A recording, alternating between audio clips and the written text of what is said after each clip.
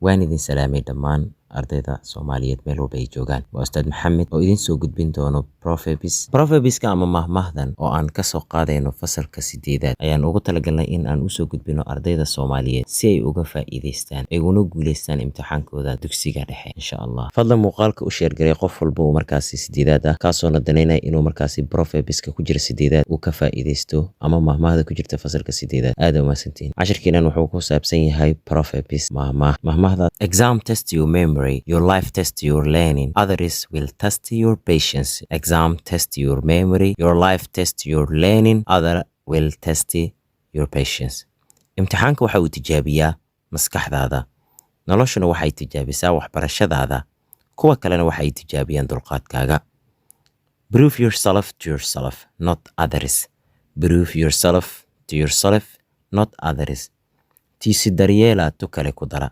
Tiisi daryeela tu kale ku dara. If you believe in what you are doing, you will be successful. If you believe in what you are doing, you will be successful. Haddii aad aaminsantahay waxaad samaynayso, waad guuleysan doontaa. Haddii aad aaminsantahay waxaad samaynayso, waad guuleysan doontaa. Striving for success without hard work is like trying to harvest where you haven't planted. Striving for your success without hard work is like trying to harvest where you haven't planted. Halgan dadaal la'aana waa sida adigoo guranaya meel aadan adigu beeran. Halgan dadaal la'aana waa sida adigoo guranaya meel aadan adigu beeran. Life is like an exam. I am determined to pass. Life is like an exam. I am determined to pass. Noloshu waa imtixaan. Waana go'aansaday inaan ka gudbo. Noloshu waa imtixaan. Waana go'aansaday inaan ka gudbo. The goal of education is to replace an empty mind with an open mind. The goal of education is to replace an empty mind with an open mind. Hadafka waxbarashadu waa in lagu bedelo maskax eber ah maskax buuxda. Hadafka waxbarashadu waa in lagu bedelo maskax eber ah maskax buuxda.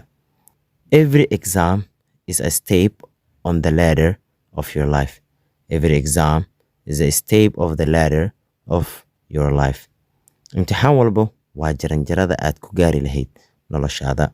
Imtixaan walba waa jaranjarada aad ku gaari lahayd noloshaada. Knowledge is a beautiful thing that can fill us with happiness. Knowledge is a beautiful thing that can fill us with happiness.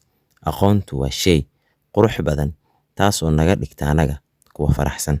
Aqoontu waa shay qurux badan taasoo naga dhigta kuwa farxad badan. No man is an island. No man is an island. Hal qof shaqo badan ma samayn karo. Hal qof shaqo badan ma samayn karo. Better late than never. Better late than never. Inaad dahdo ayaa ka wanaagsan inaad weligaa iman weydo. Inaad dahdo ayaa ka wanaagsan inaad weligaa iman weydo. Arday 10 Proverb ama mahmah akhri oo wixii aad fahmayso su'aaliga soo weydii. Assalaamu calaykum wa rahmatullaahi wa barakaatuh.